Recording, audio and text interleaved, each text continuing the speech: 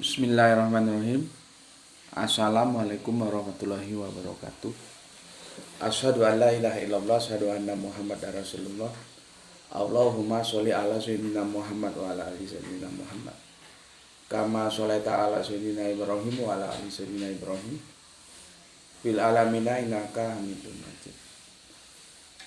Sebelumnya kita panjatkan dahulu doa kepada Gusti Allah Agung untuk saudara-saudara kita yang telah memberikan sholawatnya kepada channel dakwah ini, sehingga channel ini dapat dengan setia eksis hadir dalam ruang-ruang diskusi kalian semuanya dimanapun kalian berada. Tentu dengan sebuah harapan, insya Allah sholawat itu akan menjadi catatan langit amal soleh bagi mereka dan keluarganya kelak, dan insya Allah akan terbalaskan dengan balasan yang jauh lebih baik lagi. Kemudian untuk seluruh pewarta terkasihku dimanapun kalian berada, mancanegara, di dalam negeri, aku ucapkan terima kasih atas apresiasinya. Semoga selalu always dan tidak pernah never tetaplah bertumbuh menjadi satu pribadi tangguh yang anti skip dan anti download. Bagi yang berkenan silahkan saja di share, tapi linknya ya, jadi jangan diunduh lalu dipotong-potong dan diunggah ulang, itu akan disinformasi nanti, menyesatkan. Silakan saja share linknya, nanti apa yang perlu kamu komentarikan bisa kamu sampaikan di kolom komentarnya gitu. Ya, selanjutnya semuanya aku nggak bisa sebutkan satu persatu. Aku ucapkan terima kasih atas doa baiknya untukku dan keluarga, dan semoga kebaikan itu tercurahkan juga bagi kalian semua yang mendoakan. Sebagai sesama saudara, kita saling mendoakan dalam kebaikan ya, dan insya Allah doa kita bagian dari sekian banyak doa yang dikabulkan. Amin amin ya rabbal alamin. Masih tetap dalam suasana puasa ya, puasa Ramadan ya. Sekarang Ahad 24 Maret ya. Nggak tahu sudah dapat seberapa, aku juga nggak pernah memperhatikan. Nggak pernah memperhatikan puasanya sudah dapat berapa gitu, jadi nggak kepikiran baju baru atau baju lama gitu.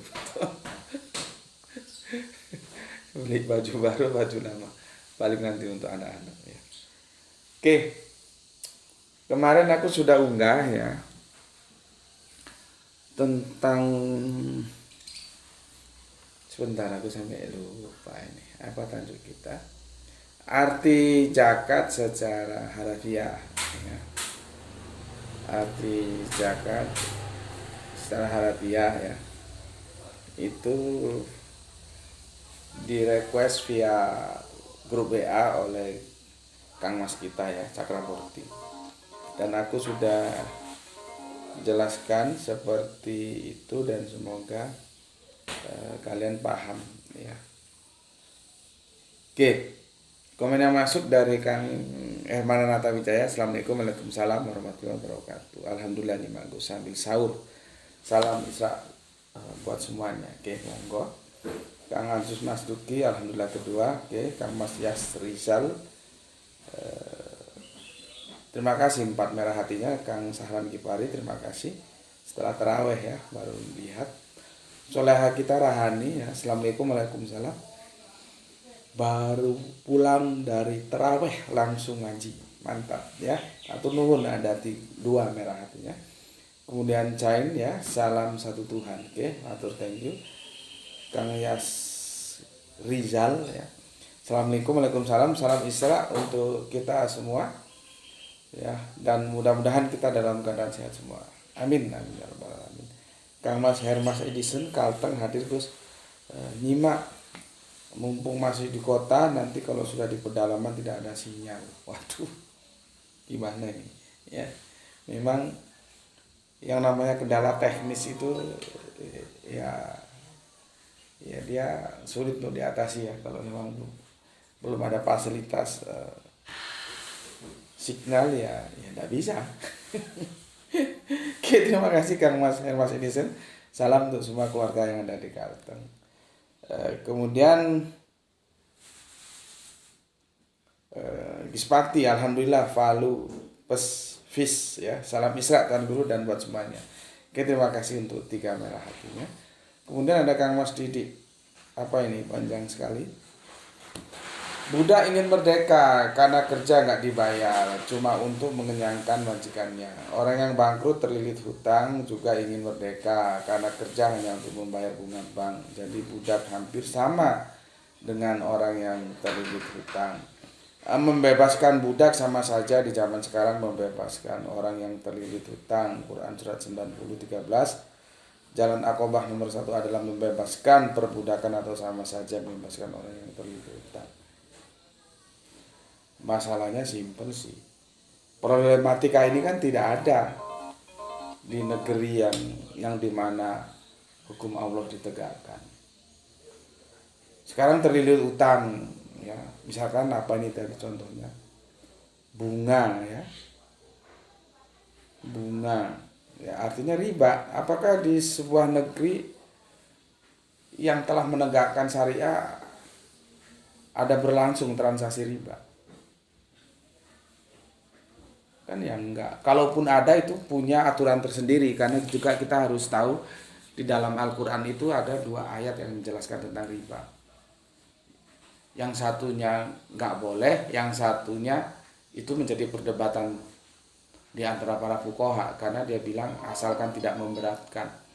Lah riba yang tidak memberatkan itu yang seperti apa, itu menjadi perdebatan, ya. Karena apa? Itulah canggihnya sistem ekonomi Islam. Harus diperhitungkan juga apa itu yang disebut dalam ilmu ekonomi devaluasi itu, ya.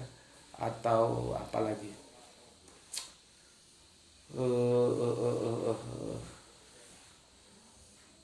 banyak lah ya istilah-istilah dalam ekonomi itu. Contohnya begini. Aku pinjam sama Mas Didi itu 10 juta. Itu apakah katakanlah 2 tahun kemudian itu daya belinya sama dengan 10 juta 2 tahun yang lalu? Soal nominal 10 jutanya sih ya sama, ya, sama-sama 10 juta, ya. Yang tak tanya itu daya belinya apa sama? Kan enggak.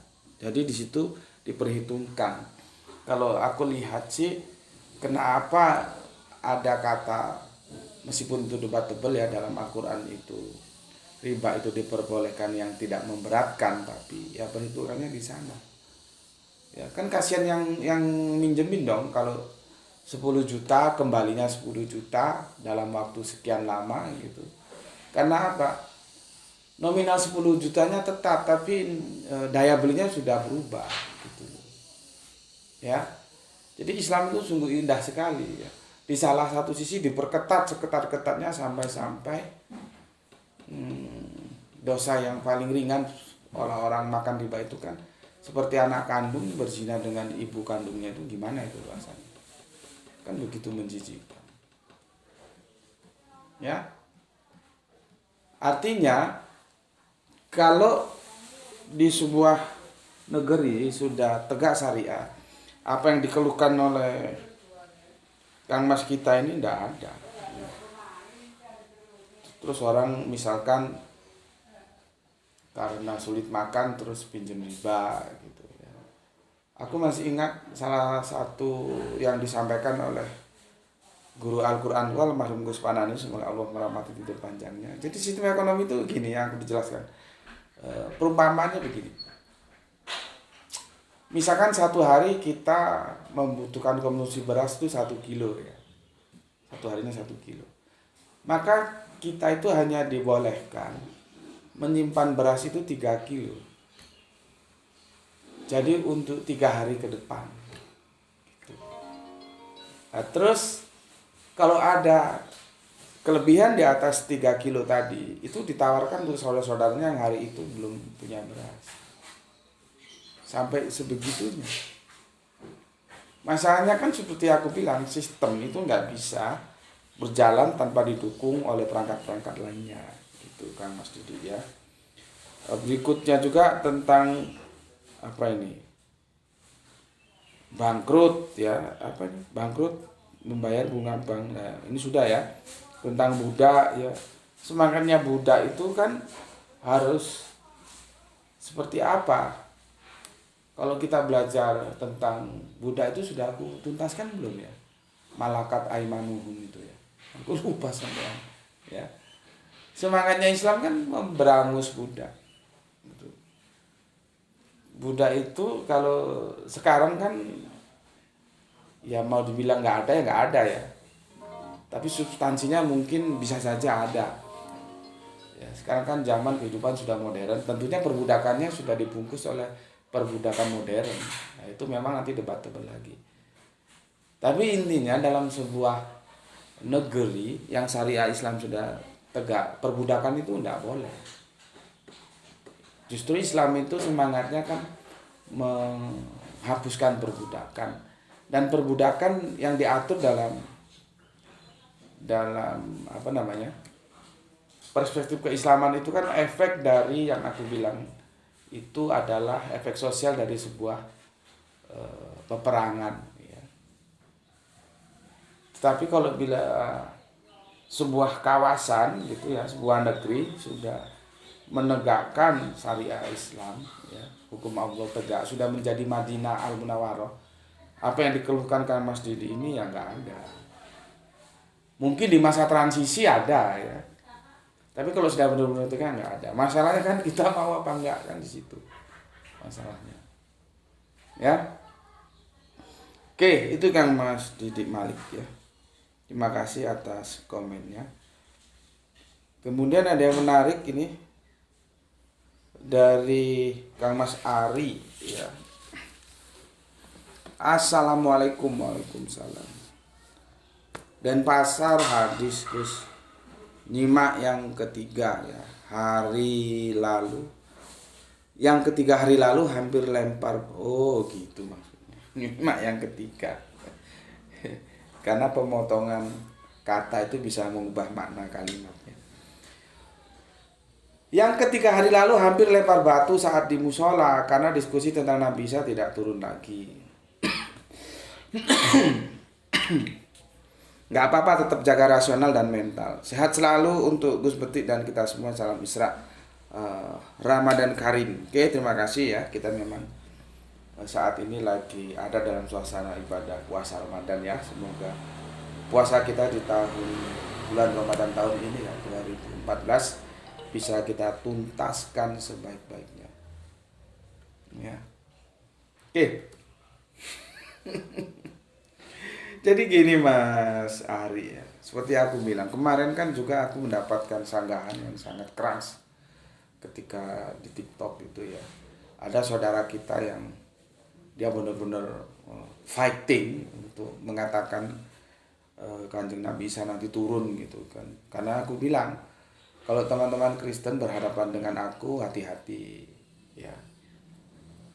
Apalagi itu terkait hal-hal yang seperti yang aku bilang KKR ya, kebangkitan rohani itu ya.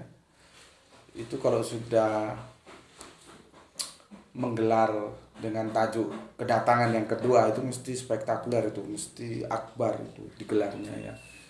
Dan itu menjadi sebuah bagian dari sekian dogma yang apa ya, fundamental ya, karena di keyakinan saudara Kristen kita kan nanti Yesus itu turun lagi ya.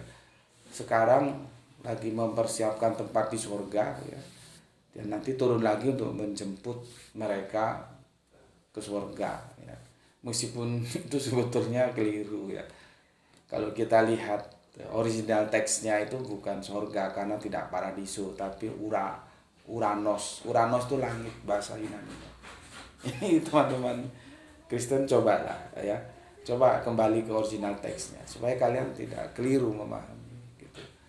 Jadi nggak benar Yesus itu sekarang ada di surga, tapi kalau sebagai keimanan kalian tentunya saya hormati. Cuma kan kita ini berbicara dalam perspektif akademis ya.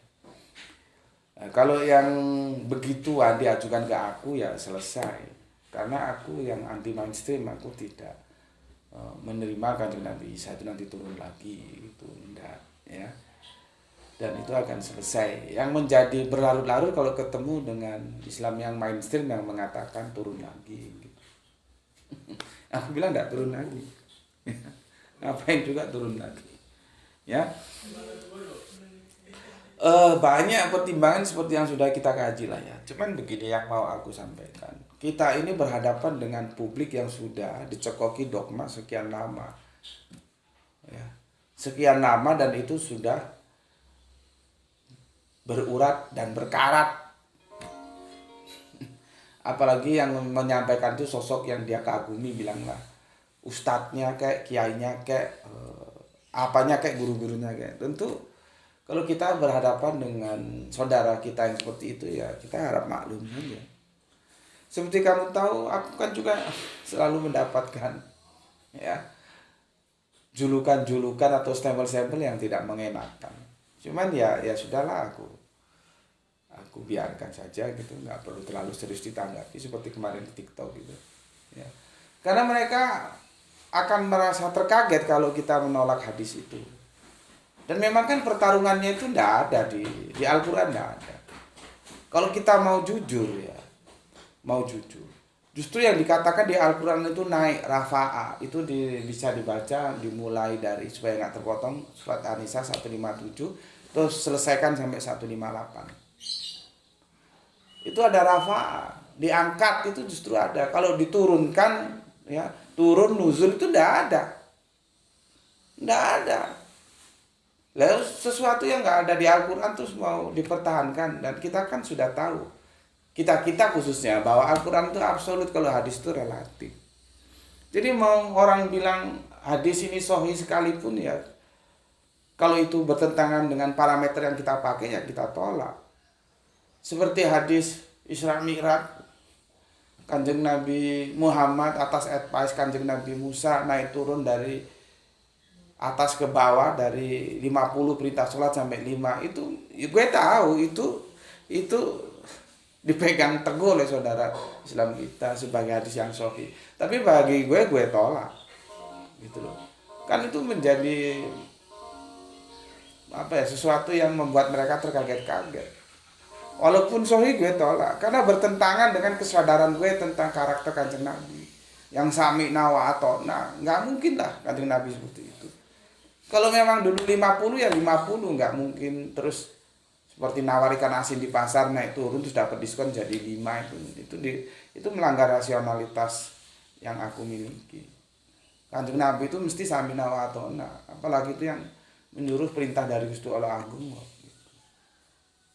Maka parameter kita kan tentu nggak sama dengan parameter yang mereka di pondok-pondok, itu beda ya. Dan kita harus maklum.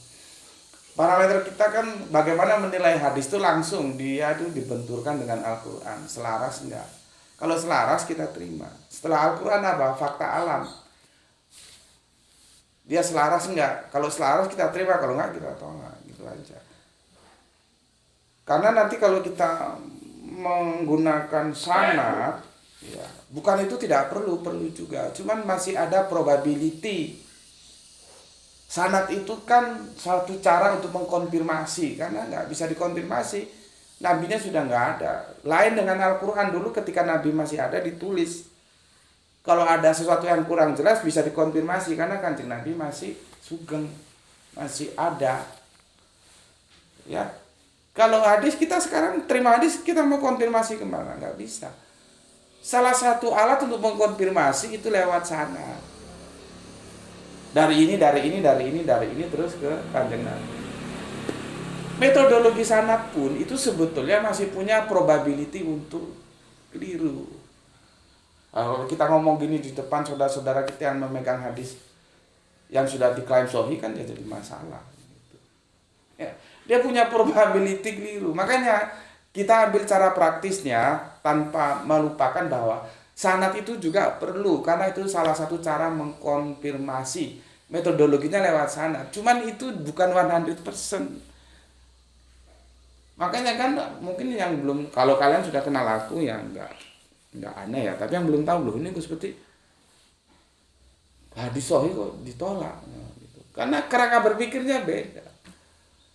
Ya, sanad itu masih punya probability untuk keliru. Makanya kan lebih enak tetap aja dikonfirmasi dengan Al-Quran dan dengan fakta alam. Itu sudah lebih tepat. Walaupun tanpa kita mengabaikan sanad, karena sanad itu juga perlu. Cuman yang perlu digarisbawahi, seperlu-perlunya sanad, dia punya, kalau ini pelajaran statistik ya, punya probability entah berapa persen lah, entah 1%, tapi kan tetap aja punya probability untuk salah. Karena peristiwanya seperti aku bilang tadi, nggak sama dengan Al-Quran. Al-Quran bisa langsung dikonfir ketika diajarkan secara verbal, secara literal. Kanjeng Nabi masih ada, kita bisa konfir gitu loh. Karena ada peristiwa kalau nggak salah apa ya, sahabat Umar itu mendengar cara baca, kalau nggak salah, nanti kalau aku salah tolong diluruskan, cara baca sahabat yang tidak sama dengan cara baca yang dia terima dari Kanjeng Nabi atau dari siapa gitu.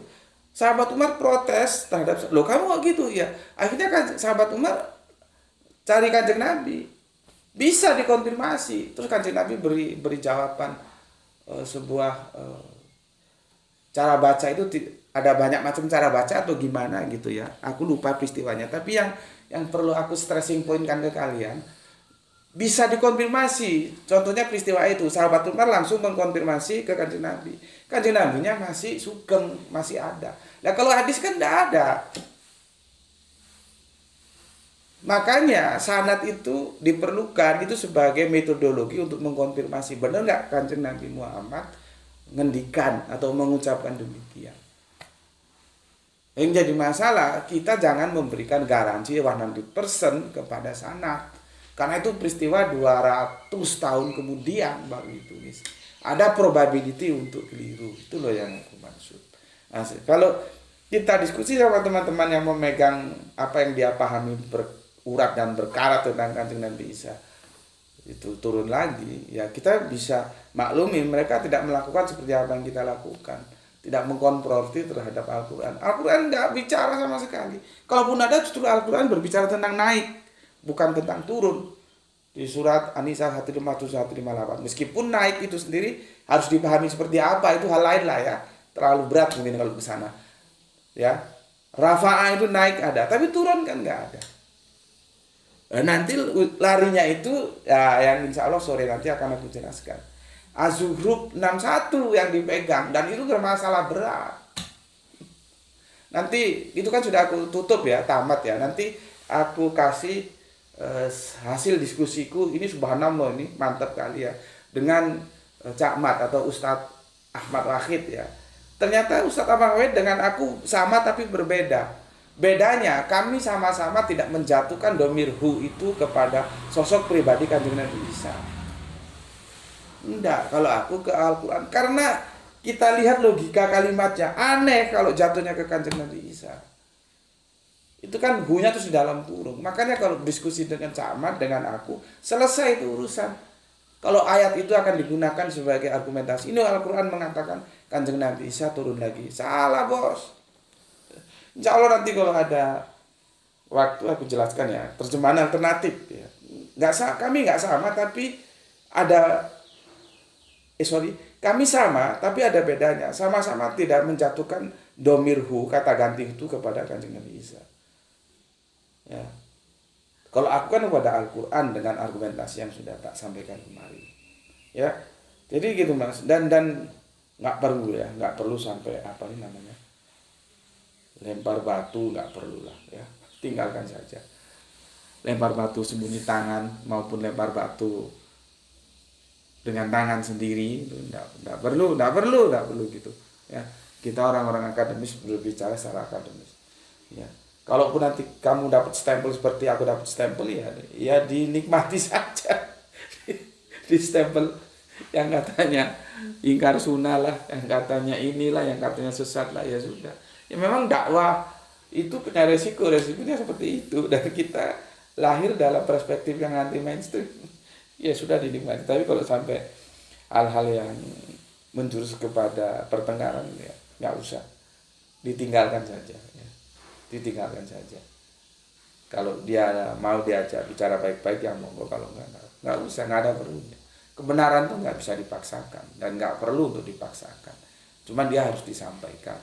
Mau monggo, nggak mau ya nggak masalah. Jadi nggak usah harus sampai lempar batu.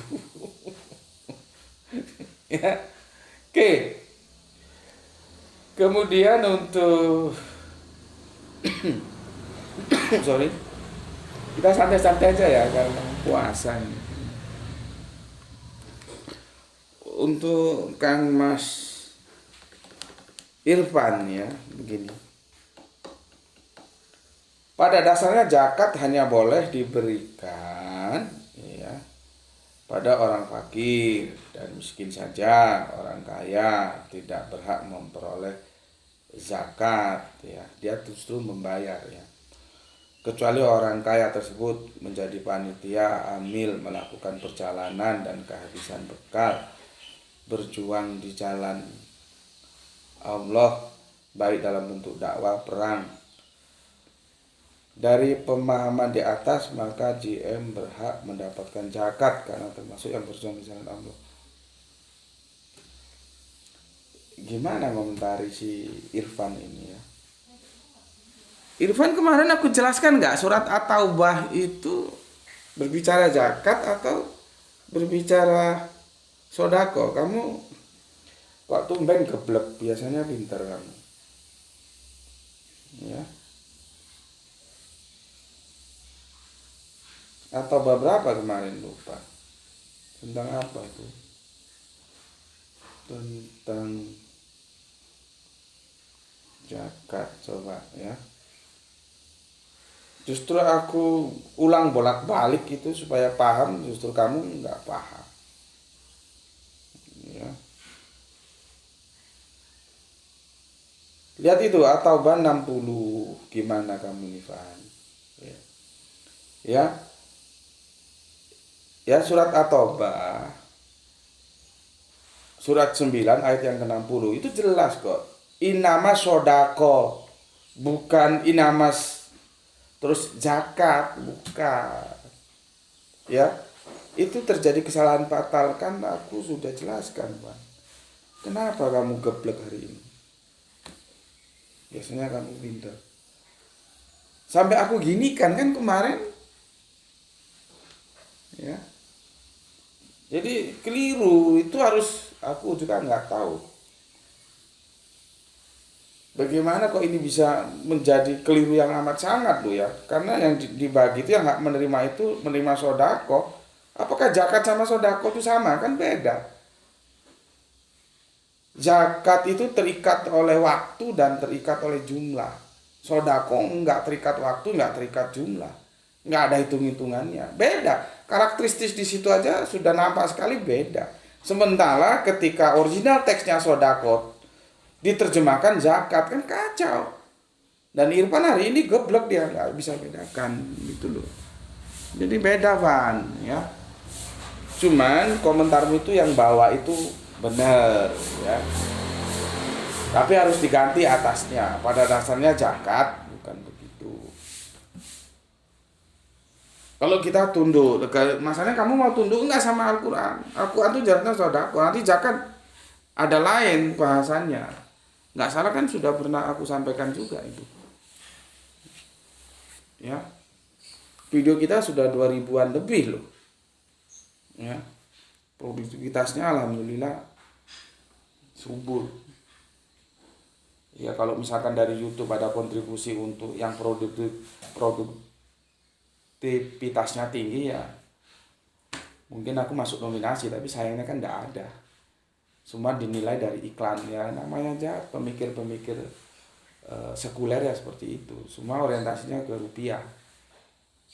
Ya. Karena semakin banyak iklan kan semakin banyak rupiah yang masuk ke YouTube dan dibagi berapa ke konten kreatornya kan begitu. Ya, artinya kalau misalkan ada penghargaan yang tidak dihitung atas dasar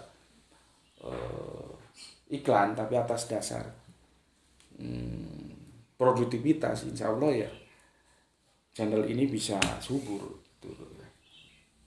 Tapi kan nggak begitu. Oke, begini ya, aku jelaskan ini mumpung Irfan bilang begini. Cuman Irfan salahnya di atas ya, bukan zakat, sodako. Ya. Dari pemahaman di atas, maka GM berhak mendapatkan zakat karena termasuk yang berjuang di jalan Allah. Itu benar, gitu ya. Tapi kenapa aku kemarin kok tidak jelaskan? Sebetulnya bukan zakat ya, karena yang aku jelaskan kan surat At-Taubah ya. At-Taubah 60 sebagai bahan diskusi kita kemarin. Jadi sodako ya. Dari pemahaman di atas maka JM berhak mendapatkan sodako. Nah, gitu seharusnya. Karena termasuk yang berjuang di jalan Allah. Gitu. Memang benar kata Irfan, cuman aku kan tidak jelaskan. Karena apa? Ya, aku nggak enak mau menjelaskannya. Karena aku ada di dalamnya sebagai pelaku. Itu salah satu resiko yang harus ditanggung oleh seorang pendakwah. Ya, itu ada resiko yang harus ditanggung. Karena apa? Takut disalahpahami. Kamu tahu ketika aku mengunggah, meskipun menurutku tidak signifikan, ya itu sebuah resiko, tidak masalah. Tapi yang jelas aku sudah mempublish ketika video aku sedang membangun rumah tinggal, rumah dakwah semampuku, ya, masih bisa bikin pondasinya saja. Itu kan ketika mau mempublish aku berpikir berulang kali karena takut nanti disalahpahami dan itu menjadi sebuah informasi yang bisa dikapitalisasi untuk mendegradasi aku sebagai pendakwah. Ya, begitu juga ini. Sebetulnya betul apa yang dikatakan Irfan, cuman aku kan nggak stressing point, nggak jelas. Khawatirnya ya begitu. Ya, maka banyak hal-hal yang harus diperhitungkan. Seorang pendakwah itu harus menjaga dua hal, itu sudah aku tanamkan sejak awal. Pertama, harta, yang kedua wanita.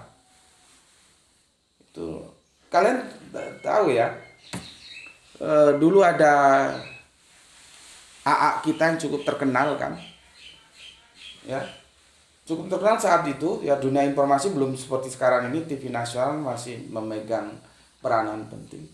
Ketika sang AA berpoligami kan akhirnya dihabisi itu. Itu kan urusan wanita. Padahal sang AA nggak salah. Dia melakukannya sesuai syariah. Coba ada yang bisa jawab, syariah Islam mana yang dilanggar beliau? Kan nggak ada. Cuman akhirnya kan dikapitalisasi dan akhirnya kan redup itu. Sudah tidak populer dan akhirnya sampai sekarang ya memang ada waktunya ya. Sudah selesai lah waktunya. Nanti ada lagi penceramah atau siapa lagi gitu naik daun lagi. Tapi yang aku mau bicarakan, AA kita itu semoga Allah merahmatinya, melakukan poligami sesuai dengan syariat, tidak ada yang dilanggar. Akhirnya kan dihabisi juga. Itu karena ya poligami kan urusannya wanita. Makanya pendakwah itu biasanya sering dihabisi lewat wanita dan lewat harta. Ya. Makanya aku untuk dua hal ini hati-hati gitu. Ya. Karena aku pendakwah. Seperti kemarin ya. Ini kita ngobrol bebas saja. Aku sebetulnya sudah tahu dan itu keresahanku yang bertumpuk-tumpuk gitu. Ketika bangun rumah itu ada sebuah yang dibangun gitu ya. Aku sudah ngomong sama tukangnya. Ini harus ditutup, jangan biar begini karena ini musim hujan nanti airnya masuk. Tukangnya bilang iya sampai akhirnya kontraknya sudah habis, tukangnya pergi tuh nggak ditutup. Akhirnya kan tanggungannya di aku. Benar musim hujan, sekarang kan musim hujan meskipun sepertinya sudah mau berakhir ya. Tapi kan masih turun hujan dan kemarin-kemarin itu kan hujan terus dan itu peristiwanya sudah sejak kemarin-kemarin beberapa bulan yang lalu. Penuh air itu. Karena nggak seperti yang instruksi aku bilang dan tukangnya sudah lepas tanggung jawab, sudah lari. Akhirnya aku cari jasa kuras, dikuras. Ya aku sudah ngomong entah keterbatasan karena konfirmasinya lewat WA atau apa atau salah paham antara aku dan bosnya itu nggak tahu lah ya. Dan itu sudah nggak perlu didiskusikan. Ini aku sampaikan cuma untuk pembelajaran kita bersama aja. Ya. Mauku itu dikuras sekalian ditutup supaya air nggak masuk lagi. Lah kalau dikuras airnya pintu masuk airnya nggak ditutup kan percuma saja. Nanti hujan kan air masuk lagi. Akhirnya sempat telepon-teleponan lama saling bertahan, ya. Dan akhirnya aku yang mengalah. Karena aku tak pikir-pikir, oh iya ya. nggak apa-apa, aku ngalah. Aku bayar dengan uang yang menurut aku sesuai kesepakatan. Jadi jangan sampai aku mengambil hak dia ya. Aku bayar tunai dan lunas. Dan nggak usah dilanjutkan ya, saya bilang. Percuma dikuras kalau nggak ditutup nanti kan ya. Ya datang lagi hujan ya bocor lagi, penuh lagi itu air gitu. Karena pertimbanganku begini, ya. Kalau aku bertahan, ya saling bertahan, orang akan melihat aku nanti itu kasihan.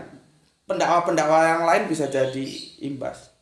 Akan bisa menjadi, itu loh orang dakwah hanya bisa ngomong doang. Tapi omongannya nggak komitmen. Bisa seperti itu. Atau bilang, itu loh, lihat itu. Itu pendakwa itu. Tapi ngomongnya nggak komitmen. Padahal itu sebetulnya masih dalam, nggak tahu sebetulnya siapa yang salah. Tapi lebih baik aku mengambil, ya sudahlah aku yang salah. Karena aku menjaga itu. Ya lebih baik aku mengalah. Meskipun aku harus mengeluarkan sejumlah uang yang menurutku cukup lumayan. Dengan orang sekelas aku loh ya. Mungkin bagi kalian itu uang kecil. Bagiku cukup lumayan. Makanya ketika aku sumpah, akhirnya aku pulang tidur. Istriku sampai mungkin tanya-tanya kenapa ini pulang-pulang tidur. Karena peristiwanya sudah bertumpuk-tumpuk gitu. Keresahanku terhadap tukang yang tidak seperti aku instruksikan, keresahanku ditambah ini lagi. Udah bertumpuk-tumpuk gitu. Ya, mending aku sudahlah pulang tidur. Gitu. Meskipun aku kadang-kadang kok bisa begini ya gitu. Kok bisa begini? Kenapa ya Allah? Kenapa bisa begini gitu. Tapi alhamdulillah ketika bangun tidur aku baca WA itu. Aku diingatkan panitia takjil di Langgar, diingatkan bahwa nanti malam itu waktunya aku yang kasih takjil untuk buka puasa gitu. Terus aku bilang sama istriku jangan sampai terlambat gitu. Dan ketika aku baca itu aku plong gitu loh. Aku tidak ada keluh kesah gitu loh. Terus aku sadar, jangan-jangan tadi kekuatan yang tidak bagus atau setan sedang menggoda aku ya untuk tidak bisa menerima keadaan. Artinya apa? Bukankah itu juga dalam ya sudah diterima sebagai takdir aja lah gitu. Jadi legowo gitu. Kenapa? Ketika aku diingatkan baca WA nanti sore takjil giliran Gus Betik gitu. Aku plong dan aku bahagia gitu. Berarti kan keresahanku itu hadir bukan dari dalam diriku, setidaknya seperti itu aku memahaminya. Hadir dari eksternal kekuatan ya, namanya kita sedang sumpek ya, bisa saja lose control gitu. Buktinya ketika aku diingatkan takjil itu aku bahagia sekali gitu. Ya. Oke, stressing pointnya ketika ada pada peristiwa aku lebih baik mengalah. Ya, makanya aku bilang sama istriku, tolong hormati kejujuranku. Karena bisa jadi kejujuranku itu menyakitkan hatimu. Aku kalau senang sama perempuan, aku ngomong sama istriku. Aku senang sama dia, gitu. Lamar.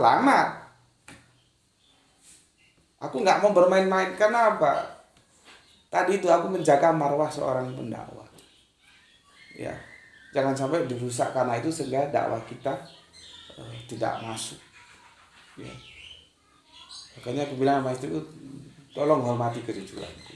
Boleh jadi kejujuranku itu menyakitkan.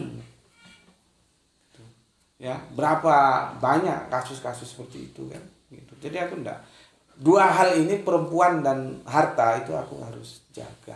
Dan semoga Allah bisa melindungi aku dari dua hal fitnah ini. Ya. Jadi kalau senang sama perempuan ya senang aja ngomong sama istri, dilamar, diterima di nikah, nggak diterima ya cari lagi gitu aja. Harta juga gitu, gue kan gitu, minta ya minta, fair-fairan saja, dikasih alhamdulillah, nggak dikasih ya sudah diterima, namanya minta kan, probabilitasnya mungkin dikasih mungkin tidak.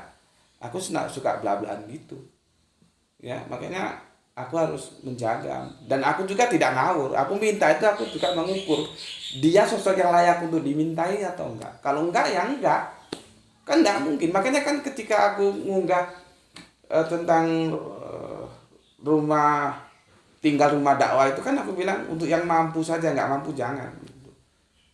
Dan kamu kan ingat ketika ada tukang parkir memberikan solawatnya lewat transfer bank kan, yang 100.000 itu kan mau aku kembalikan itu, tapi sama saudara kita, "Oh, jangan Gus, dia juga mau ambil peran." Akhirnya itu tak cari nggak ketemu, sampai sekarang nggak ketemu. Mungkin dia sudah alih profesi lebih baik lagi, semoga demikian ya.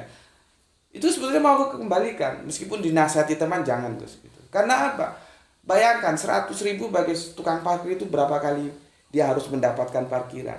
Satu kali parkir itu 200, maka bagi 100.000 dibagi 2.000. 100.000 dibagi 2.000, harus ada berapa sepeda motor yang dia parkir. Belum lagi dia punya anak, punya istri. Gue nggak sampai hati nerima itu. Jadi gue juga mau gue kembaliin dan sedikit gue kasih lebih gitu. Gue cari-cari nggak ketemu. Semoga aja dia sudah alih profesi menjadi lebih baik. Jadi gitu, gue orangnya belak-belakan. Tapi kadang-kadang ada satu sisi gue nggak berani belak-belakan untuk menjaga marwah. Seperti yang disampaikan oleh Irfan. Gue punya hak di situ. Gue kan sudah ngomong ya di beberapa unggahan yang kemarin. Ada Abraham siapa itu, teman Facebook itu, teman lama yang aku juga bingung agamanya apa dia. Kalaupun dia Kristen, dia tidak seperti Kristen pada umumnya, agak lain gitu loh ya. Apakah dia Islam aku juga nggak tahu. Kalau Islam kok gitu, jadi remang-remang gitu ya. Dia kan tanya gimana Gus powernya gitu. Ya dia kasih nasihat, ya harus sabar Gus, karena power di kalian itu nggak sama dengan di Kristen. Kalau Kristen tuh orangnya royal ya, royal memberi gitu ya, gitu. Itu kan sebetulnya sesuatu fakta yang harus kita sadari ya. Karena apa? Di lembaga kekristenan ada yang namanya Gideon. Gideon itu adalah kelompok mereka-mereka yang secara ekonomi mampu menyisihkan apa yang mereka miliki, harta itu, di mana itu nanti dikelola untuk mensupport para pendakwa mereka. Gitu. Di kita ada seperti itu. Ada, dia mau tanya. Gue kan sudah ngunggah tadi pagi di grup WA kita ya. Kita mencontoh yang baik dari kafir sekalipun tidak apa-apa. Kita harus open mind. Karena kebaikan itu, entah itu kafir, entah itu iman, entah itu ateis, entah itu apapun, dia nggak lihat. Baik itu tetap baik. Ya, apa salahnya kita open mind ya, belajar kebaikan dari orang-orang kafir. Ya. Pernah satu saat, aku kan dulu kan punya jadwal setiap Ahad pagi itu isi kajian kristologi di salah satu masjid terkenal. Ya. Dan aku tahu sebetulnya para takmir itu ada dua kubu. Takmir yang kerangka berpikirnya tua atau yang tua-tua itu tidak welcome sama aku. Tapi yang muda-muda ini welcome. Mungkin yang memperjuangkan aku yang muda-muda ini. Ya kalau yang tua-tua itu kan maunya kan perfect ya. Terus tiba-tiba ada orang isi kajian rambutnya gondrong, pakai giwang, pakai jin, pakai hem. Orang kan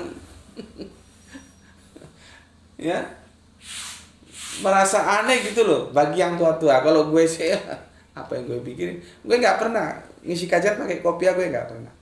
Tapi kalau gue sholat, gue pasti pakai tutup kepala. Gue usahakan apapun adanya, entah itu berupa apa lah ya, nggak harus berupa peci, kopiah atau apapun. Kan ada sekarang yang orang bilang apa itu yang biasanya dimasukkan seperti rocker tuh yang sering gue pakai. Tapi intinya kalau sholat gue selalu berusaha menutup kepala gue karena nabi gue seperti itu. Tapi hal yang lain enggak. Gue jarang lihat di mana video-video aku ngisi kajian pakai kopiah, kan enggak ada. Pakai tutup kepala enggak ada. Nah, terus itu bagi yang tua-tua kan jadi masalah. Dan akhirnya satu ketika jadwal gue hilang. Gue enggak dikasih jadwal ngisi lagi. Ya. Dan setiap gue jemput waktu itu Graito masih SD. Gue jemput Graito di SD. Itu teman-teman ibu-ibu yang selalu ngikuti kajian gue, dan yang sering tanya itu biasanya ibu-ibu atau bapak-bapak, lupa gue ya. Gus kok nggak ngisi lagi gitu. Aku jawabnya ya enak aja. Masa jenengan mau Gus Peti jadi tamu tak terundang? Ya tanya aja sama panitianya. Aku ngomong gitu. Ya. Berikutnya dalam satu pengamatan, dan sebetulnya itu bukan pengamatan baru, sudah lama. Kajian-kajian di masjid itu tidak dinamis, tapi stagnan. Yang datang ya itu saja, ya begitu-begitu saja. Nah, aku itu nggak berani memberikan advice. Karena kalau aku memberikan advice, takut disalahpahami. Karena aku bagian dari yang pernah mengisi kajian di situ. Nanti dikirain karena sudah nggak diundang tuh memberikan kritik, kok sepi, kok gini, kok yang datang yang tua-tua. Enggak, aku nggak mau. Meskipun panitianya itu loh ya, bagian dakwah itu teman gue sendiri. Gue nggak pernah tanya. Selesai nggak diundang, ya sudah. Ya biasa saja gitu. Karena ada hal yang gue jaga. Ya, jangan sampai gue menjadi pendakwah kelas amplop. Meskipun gue butuh amplop, ya iyalah.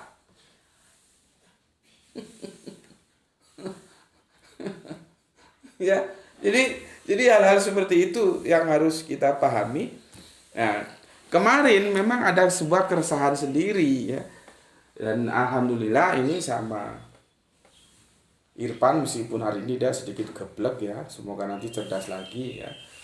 Dari pemahaman di atas maka JM berhak mendapatkan seharusnya sodako ya, karena termasuk yang berjuang di jalan Allah gitu. Jadi berjuang di jalan Allah itu dia punya hak, karena dia menghabiskan seluruh waktunya untuk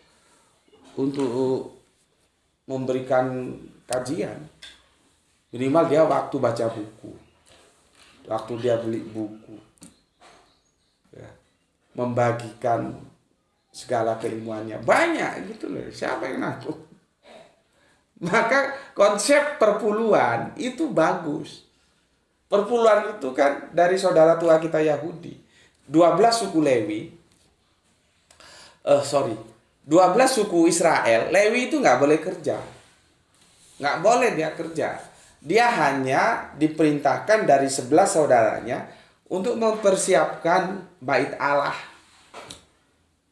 Kalau kita sekarang masjid gitu. Jadi takmir masjid gitu lagi. Karena waktunya penuh dicurahkan untuk itu, maka kehidupan dia ditopang oleh 11 saudaranya yang lain dengan cara di antara 11 saudaranya yang lain itu mereka memberikan 1/10 dari apa yang mereka peroleh untuk saudaranya Lewi. Ceritanya kan begitu. Karena apa? Lewi juga manusia. Kalau sekarang itu kita tarik ke sekarang, dia perlu bayar listrik, dia perlu beli gas, dia perlu bayar internet dan segala macam. Lewi itu manusia. Jangan kamu biarkan dia hanya ngurusi agama, tapi kamu telantarkan, kamu hanya mau. Padahal sesuatu yang kamu peroleh dari dia akan menyelamatkan kamu di dunia dan akhirat. Cuman kan kesadaran-kesadaran seperti itu sulit. Ya. Jadi proses perpuluhan itu datangnya dari saudara tua kita. Ya. Oke. Sudah lebih dari 30 menit ya. Aku kira itu aja dulu ya. Ini memang ngobrol santai ya. Insya Allah nanti ini juga dari tadi pagi nggak tahu bisa diunggah kayak ini. Mau aku bisa tak unggah ya. Kalau tadi pagi-pagi kita sudah unggah short video, terus ini kita unggah sekarang, supaya nanti malam kita bisa unggah tentang surat Az-Zukhruf 61, bagaimana kerangka berpikirnya Ustadz Ahmad akan aku sampaikan kepada kalian, karena spektakuler itu. Ya, cuman nggak tahu apakah ini wifi-nya. Ya, gimana lagi? Wifi-nya kelas seperti ini. Mulai tadi pagi juga mati, nggak tahu lah ya. Nanti kalau ada rezeki pasang sendiri aja gitu. Oke, sampai sini dulu ya. Semoga walaupun dalam suasana yang seperti ngobrol-ngobrol santai, dan ini puasa kita ya, memang harus banyak santainya ya. Jangan terlalu ngoyo supaya staminanya terjaga gitu ya. Aku ucapkan terima kasih ya. Pesan aku, jaga Allah, jaga Kanjeng Nabi, jaga Al-Qur'an, jaga puasamu ya. Sampai selesai nanti ya, di akhir Ramadan masuk Syawal ya. Semoga dijaga dalam keindahan iman Islammu, simpan dalam hati yang paling dalam, tetapi tetaplah memberi hormat kepada saudara kita yang memilih jalan lain karena mereka tetap saudara kita. Ya. Terima kasih ya. Semoga yang belajar dan yang mengajar mendapatkan keberuntungan, rezeki yang barokah dan kesehatan yang prima. Kemudian ya terima kasih juga ya atas semuanya yang telah mengalokasikan waktunya untuk ngaji bareng di channel ini bersama Gus Beti. Ya, salam Isra, Islam rasional, alhamdulillahirabbil alamin.